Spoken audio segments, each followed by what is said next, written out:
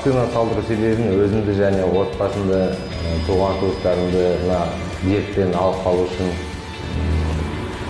алдын ала салдыртып алдық вакцинаны, ауырмау үшін.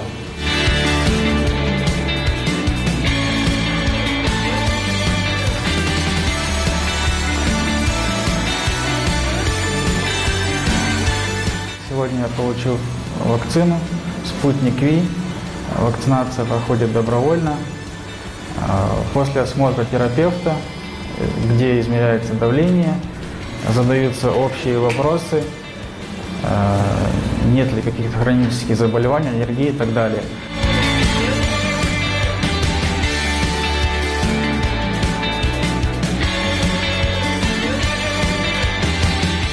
Өзімді жай сезініп тұрған жоқпын. Бәрі жақсы. Семьямда жалғыз бірінші өзім алып тұрмын. Енді бәрі жақсы болса, содан кейін оларды да жіберемін деп ойлаймын.